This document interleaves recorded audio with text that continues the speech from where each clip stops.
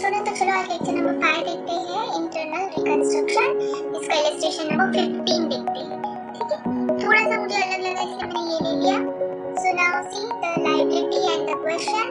फिर से यही करना है, हमें कुछ कैपिटल रिड्यूस करना है, कुछ लायबिलिटी पे करनी है, कुछ एसेट हमें डिक्रीज करनी है। ठीक है, तो चलो एक एक एडजस्टमेंट देखते हैं। सो ड्रॉ करो फटाफट journal entry format. Now see the first, पहला दिया the final scheme of reconstruction approved by duly sanction. The preference share to be reduce 60 per share and equity share 20 पर शेयर। ओके, सो देखो उन्होंने एक इसमें दिया है, प्रेफरेंस शेयर रिड्यूस किया है, इक्विटी शेयर भी रिड्यूस किया है, फेस वैल्यू कुछ चेंज नहीं की है। दैट मींस वो लास्ट लेक्चर में जो मैंने कहा था ना, पहले ओल्ड वैल्यू लिखो फिर न्यू वैल्यू लिखो, तीन जर्नल एंट्री मतलब तीन अकाउंट्स आते थे, तो ऐसे कुछ नहीं करना है। सिंपल है, प्रेफरेंस शेयर लायबिलिटी में दिया है, इक्विटी शेयर लायबिलिटी में दिया है। लायबिलिटी मतलब क्रेडिट साइड, हमें क्रेडिट साइड कम करनी है, मतलब ये दोनों आइटम हमें डेबिट में लिखने हैं और रिडक्शन करना है, तो कैपिटल रिडक्शन क्रेडिट में जाएगा। दोनों की एक साथ एंट्री करो या अलग अलग एंट्री करो, आपकी मर्जी। ठीक है, यहाँ पे मैंने एक साथ ही कर दिया, आप अलग अलग भी कर सकते हो। पहली entry preference share capital account debit 80,000 to capital reduction 80,000। दूसरी entry equity share capital debit account 2,40,000 to capital reduction 2,40,000। आप ये दो अलग अलग भी कर सकते हैं, एक भी कर सकते हो, ये मैंने कॉमन की है। ठीक है, सो एज यू विश। उसके बाद उन्होंने दिया है कि the preference share are to pay all call money 20 per share and equity share 40 per share। अब इसका and immediately they pay, इसका मतलब क्या है?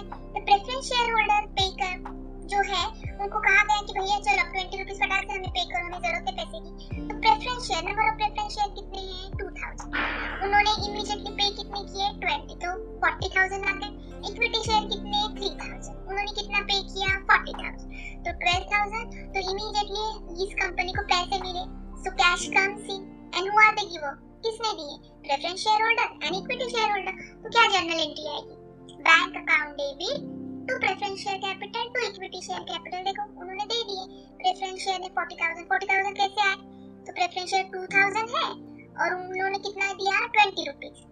इक्विटी शेयर का कैसे आया? 1,20,000, तो इक्विटी शेयर 3000 है और उन्होंने कितने मांगे? 40 रुपीस। इक्वेशन में दिया है 40 रुपीस, तो 30 into 40 1,20,000। तो दोनों मिला के हमारे बैंक में, हमारे मतलब कंपनी के जो इंटरनल रिकंस्ट्रक्शन कर रही है, उनके बैंक में कितना आया? 1,60,000। Got it? तो ये अलग थी एंट्री, से मैंने ये प्रॉब्लम लिया ताकि आप कंफ्यूज ना हो जाए। चलो now will see the next one.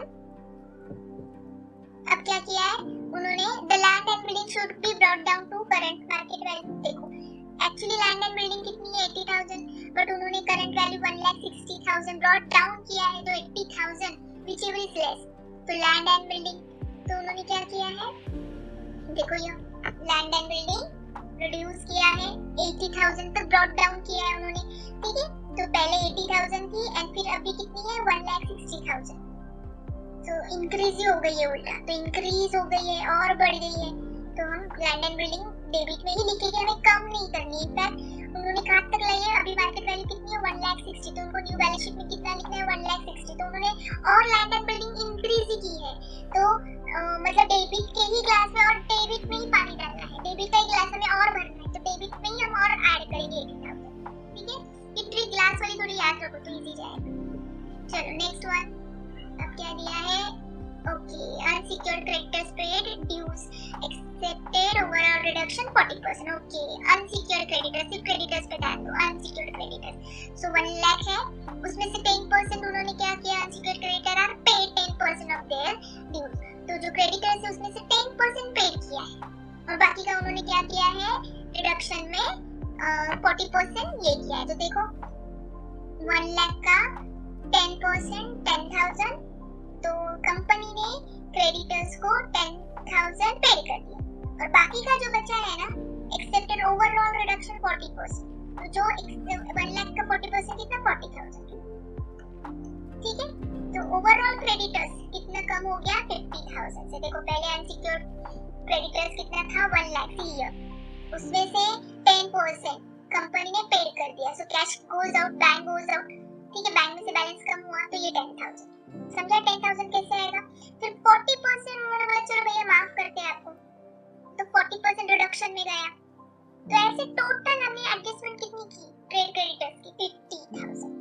Understood? सो 50,000। तो न्यू बैलेंस शीट में क्रेडिटर्स कितना आएगा? अनसिक्योर्ड। चलो बताओ, आप लिख कर रखो, नहीं तो आगे मैं बताऊंगी आपको। सो 1 लाख था, न्यू बैलेंस शीट में से 50,000 हमने कम किए।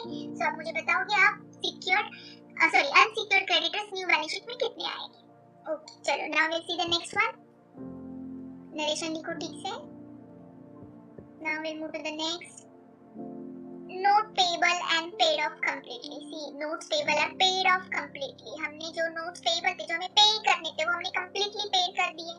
So क्या कर दिया हमने? paid किया है, मतलब बैंक थ्रू। और क्या paid कर दिया? notes payable। ठीक है, who are the receiver? notes payable and what goes out? of course bank से पैसा गया है ना, so बैंक account। See, ये क्रेडिट साइड में है, लायबिलिटी साइड है। लायबिलिटी मतलब क्रेडिट, ये हमको माइंड मतलब हमको इसको गायब करना है, तो ये क्रेडिट है। तो जब गायब करेंगे तो हम डेबिट में लिखेंगे।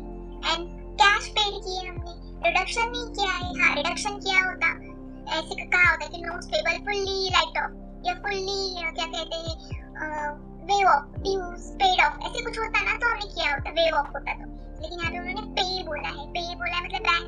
सो बैंक हमारा कम हो गया 75,000। ठीक है, तो जब बैंक बैलेंस भी हम लिखेंगे ना न्यू बैलेंस में, तो याद रखना है आपको, यहाँ पे बैलेंस शीट में हमें बैंक बैलेंस चेंज होगा हमारा, क्योंकि कहीं जगह पे preference share and equity share में हमें पैसे दिए हैं और कहीं जगह पे हमने unsecured creditors and notes payable पे किए हैं। ठीक है, तो हमारा बैंक बैलेंस जरूर चेंज होगा न्यू बैलेंस शीट में, सो ध्यान देना है। Okay, so right narration. Now actual liability towards works compensation 12,000। देखो, हालांकि लायबिलिटी में सिर्फ 10,000 ही थी, लेकिन हमें पे कितना करना है? 12,000। तो बैंक में से फिर से पैसा गया हमारा 12,000। ठीक है, 12,000 गया। Who is the receiver? Workmen compensation fund उसमें ऐड होगा, लेकिन उसमें सिर्फ 10,000 ही दिया है, तो टैली हो रहा है क्या?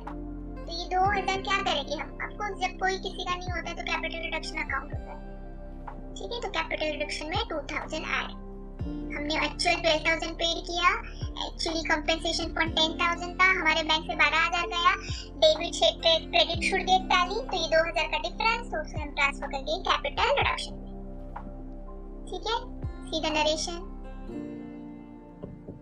नाउ नेक्स्ट सिंपल लास्ट उन्होंने सब बोला है कि फिक्टिशियस एसेट, इंटेंजिबल एसेट सब कुछ राइट ऑफ करो।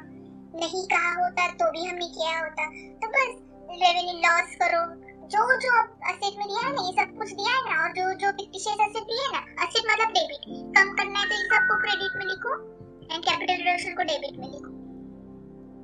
Finally done. ठीक है, देखो जो जो उन्होंने कहा था वो हमने सब रिड्यूस कर दिया।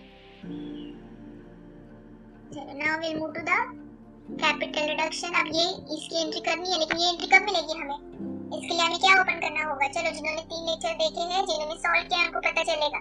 इसके बाद कंपलसरी हमें कैपिटल रिडक्शन अकाउंट ओपन करना होता है। तो चलो कैपिटल रिडक्शन अकाउंट ओपन करो, फिर हम जो अमाउंट आएगी बैलेंस वो ट्रांसफर करेंगे।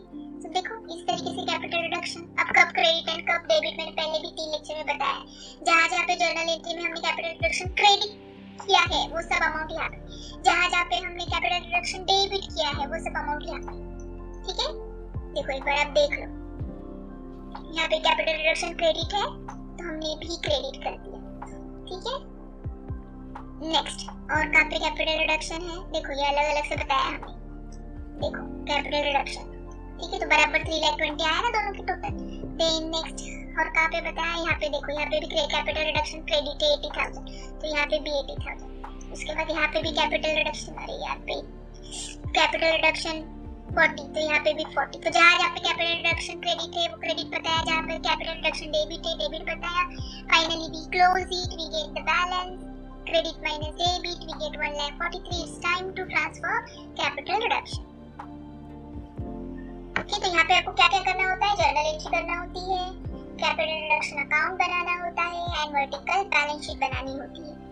ठीक है, ओके, बैंक अकाउंट का भी बैलेंस हमें ढूंढना है ना, तो इसलिए बैंक अकाउंट भी उन्होंने सेपरेटली बनाया, क्योंकि हमको मैनेजर भी कहा था कि बैंक बैलेंस जरूर हिलेगा, क्योंकि कुछ चीजें देखो, इन दोनों ने हमें पैसे दिए, सो बैंक बैलेंस बढ़ा, ये ओपनिंग ऑलरेडी था, और इन लोगों को अपने पेड किए हैं, तो फाइनली हमारा बैलेंस नए बैलेंस शीट में कितना आएगा? 73,000। ये आप ओरली भी कर सकते हो, या अगर आपको चाहिए तो बैंक अकाउंट बना दो। ठीक है, तो सेम यहाँ पे जहाँ जहाँ पे बैंक डेबिट है वो डेबिट लिखो, जहाँ जहाँ पे क्रेडिट है वो क्रेडिट लिखो। देखो यहाँ पे बैंक किधर है? क्रेडिट है, सो वहाँ पे क्रेडिट लिखा मैंने। ठीक है, देखो यहाँ पे भी बैंक है, सो जहाँ जहाँ पे है नोट्स पेएबल, देखो नोट्स पेएबल लिख दिया, वर्कमैन कॉम्पेंसेशन क्रेडिट है लिख दिया, जहाँ जहाँ पे क्रेडिट है वो क्रेडिट में लिखो। तो finally 73,000 and this is your vertical new balance sheet. देखो कैपिटल रिजर्व हमें अभी जस्ट मिला था, वो पुट करना है, भूलना नहीं है। अनसिक्योर्ड क्रेडिटर्स मैंने पूछा था 1 लाख था, 50,000 माइनस किया तो 50, तो नए बैलेंस शीट में अनसिक्योर्ड क्रेडिटर्स 50 आएगा, सिक्योर्ड एज इट इज आएगा, ठीक है। बाकी का ये भी हमने कुछ चेंजेस किए हैं, 80 पेड अप 60 पेड अप लिख दो। नाउ हियर आल्सो सेम, ये सब हमने डाला है बैलेंस अमाउंट, सॉरी ये हमने कट कर दिया है। देखो plant and machinery, land and building हमने 1,60,000 बताई, पहले ओल्ड बैलेंस शीट में 80,000 थी, बट उन्होंने कहा कि नहीं 1,60,000 है, सो और 80,000 हमने ऐड किए डेबिट में, ये डेबिट लिखा plant and machinery. Furniture, long investment, see bank balance हमें यहाँ से चेंज करना है। जो जो हमने किया है, जो जो हमें एडजस्टमेंट में कहा है, उसकी न्यू फिगर हमें लिखनी है एंड फाइनली बैलेंस शीट के टैली। आई होप ये चैप्टर समझाइए, पास भी प्रॉब्लम करोगे ना तो एटलीस्ट आपको 80% आ जाएगा, ठीक है। Don't get panic. अब मैंने ऑलरेडी ही पेपर पैटर्न मैंने मेरी कम्युनिटी पे शेयर किया है, आप जाके देख लो। 3 प्रॉब्लम आते हैं, problem chapter 2, chapter 3, chapter 4। Chapter 2 is internal reconstruction, chapter 3 banking final account and chapter 3 is a investment account। ये तीनों में से कोई भी 2 प्रॉब्लम आपको करनी है तो आप डिसाइड करो। मेरे ख्याल से इन्वेस्टमेंट अकाउंटिंग भी इजी है, फाइनल अकाउंट भी इजी है अगर आप बार बार प्रैक्टिस करोगे।